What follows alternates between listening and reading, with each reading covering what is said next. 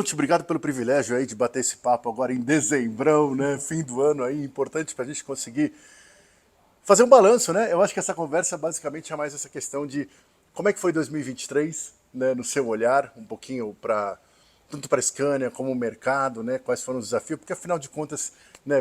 Teve transição de governo, teve a questão do Euro 6, teve a questão de produção, foi tanta coisa, né? Uhum. Então eu queria que você falasse assim um pouquinho de como é que foi 2023 lá em janeiro, como é que você via 2023 Perfeito. e como é que efetivamente terminou 23. Então, vamos lá. O ano de 23 realmente foi um ano extremamente desafiador. Nós iniciamos 23 com uma expectativa até de uma certa dificuldade, porque nós tínhamos cenário político diferente, nós tínhamos dificuldade de crédito, nós tínhamos alta da taxa de juros, o preço da tecnologia Euro 6. Então, quando você soma tudo isso, a gente de fato acreditava que a coisa ia ser um pouco mais complicada. Começou assim nos primeiros 3, 4 meses do ano, mas em meados de maio para frente nós percebemos aí que o empresariado começou a entender que nada mudaria no governo, começou a sinalizar uma queda da taxa de juros, o crédito que estava de certa forma limitado começou a ficar um pouco mais fácil e a coisa foi destravando. Lógico, a gente não previa que teríamos tantos caminhões Euro 5 no estoque de todas as marcas no Brasil.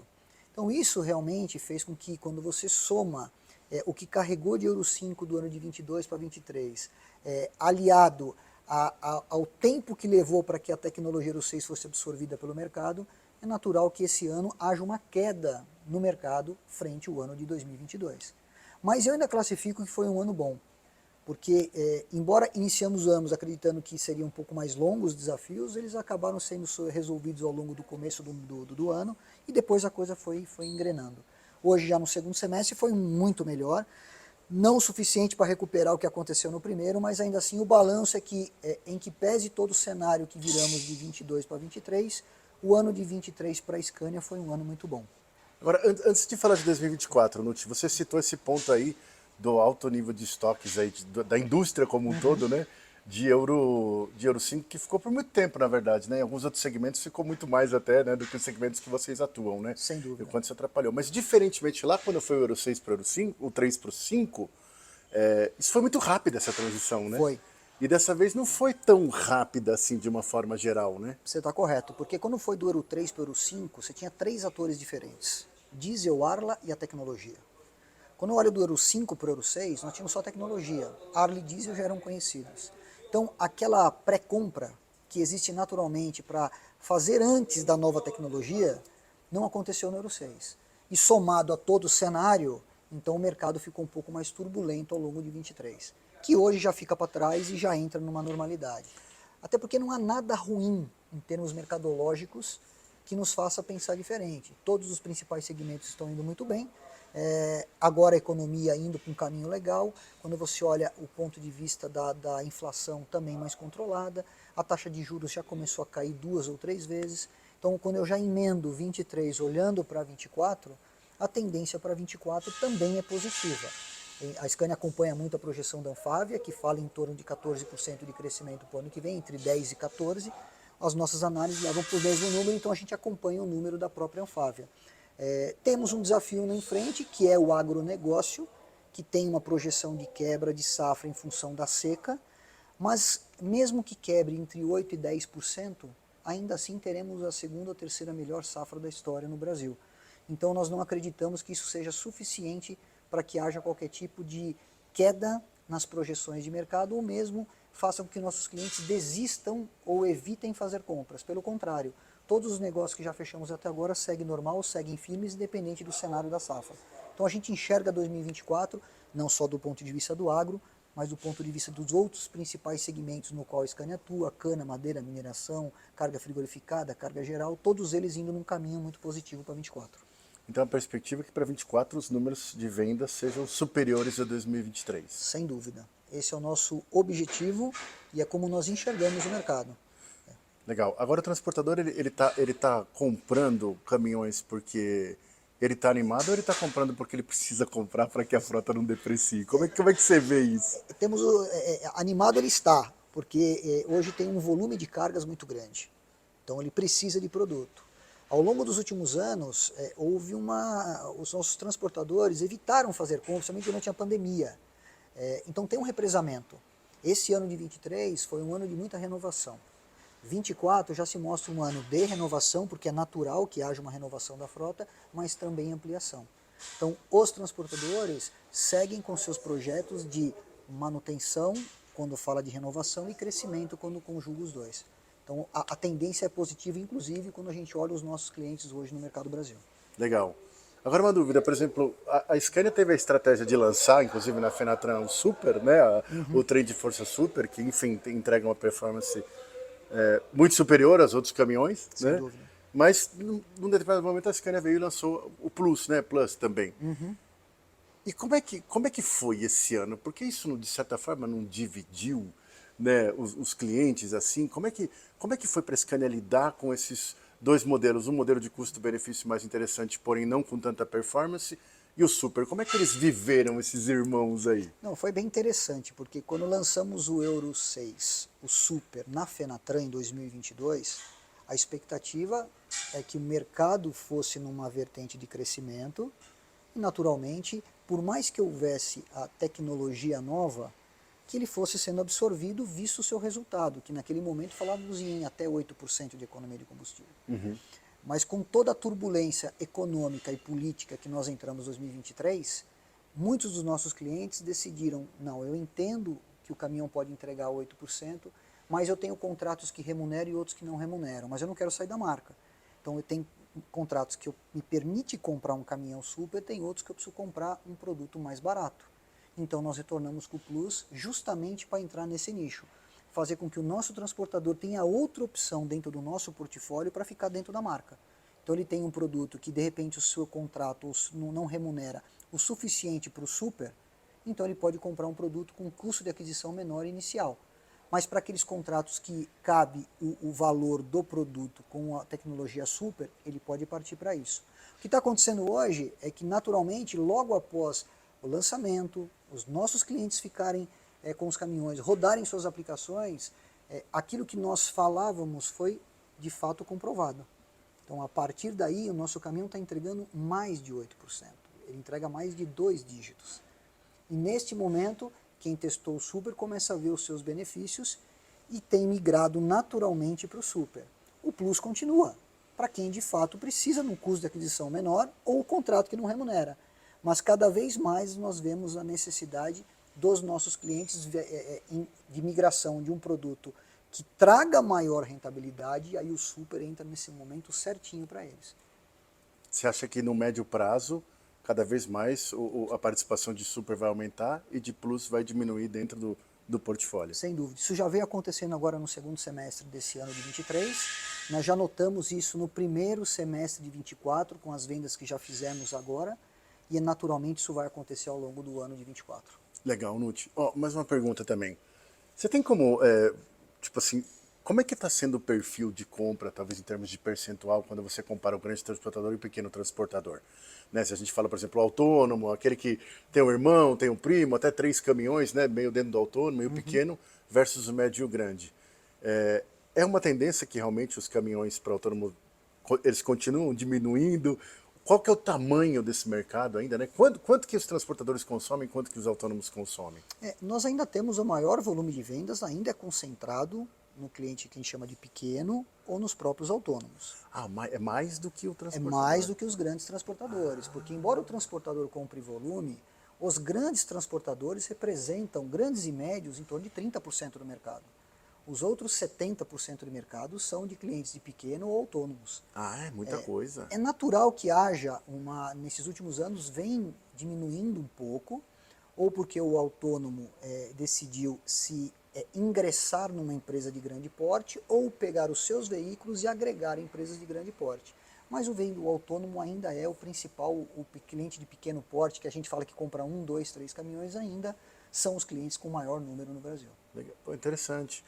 E crédito, Nuti, como é que foi esse ano aí de oferta de crédito e como é que você vê isso aí para 24? Porque foi meio duro, né? Foi. O negócio. O ano foi, naturalmente, quando você tem desafios econômicos, em termos de inflação, taxa de juros e algumas incertezas políticas, o crédito fica mais restritivo. Isso é normal. Isso aconteceu sim ao longo desse ano e ainda há uma certa restrição, porque ainda há uma inadimplência um pouco elevada.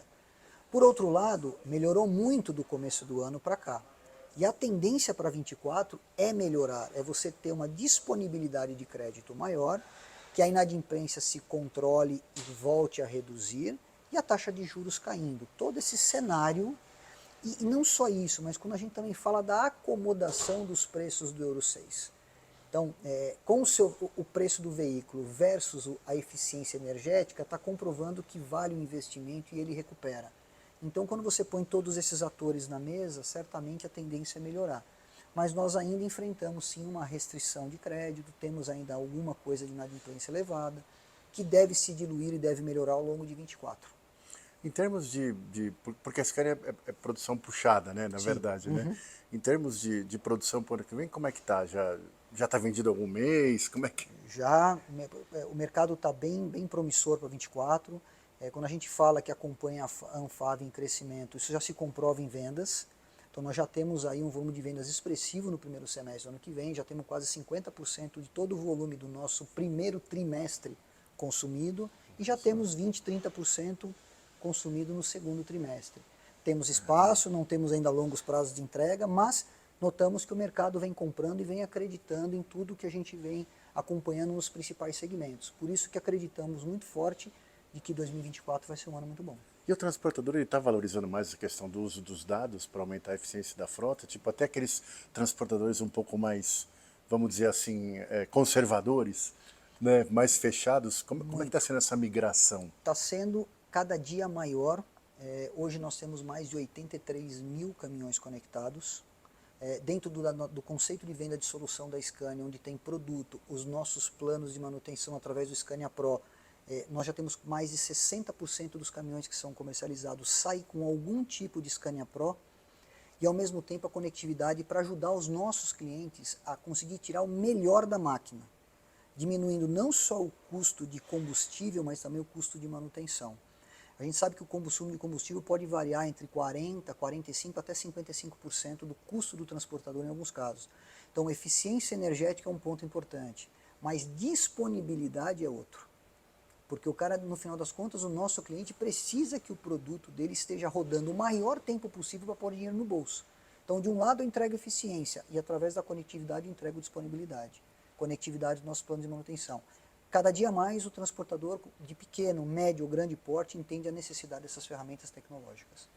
Legal, Nuti. Para terminar essa nossa conversa, a pergunta agora é sobre combustíveis alternativos, né? A Scania sempre esteve muito na frente, né, nessa questão de inovação, vem construindo uma história com gás, e o transportador fica muito confuso, no geral, do que vai ser no futuro, né? Eu acho que vocês até não revelam tudo, né? Mas é aquela história, né? Porque é muito bombardeado com coisas aí pelo mundo acontecendo. Ah, tem o gás, aí vocês venderam 100 caminhões agora para uma operação de 100% Biodiesel. né, de biodiesel e elétrico e como é que você vê isso aí, Nuti, assim, para aquele cara que está pensando a longo prazo, para onde que deve caminhar? Porque até se fala em, pô, as baterias também é algo talvez questionável em algumas aplicações, possivelmente vão para célula, né? Como é que você vê esse futuro, assim, aqui no Brasil? Eu uso muito a fala do nosso presidente aqui da Scania Latinoamérica, que é o Christopher. Ele fala muito do futuro eclético.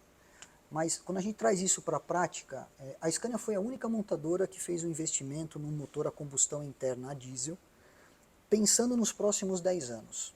Isso significa que, olhando para o Brasil, que é um país com distâncias continentais, os próximos 10 anos ainda o diesel predominará. Então nós tínhamos que trazer alguma coisa para levar o nosso transportador a eficiência energética de um lado e disponibilidade do outro.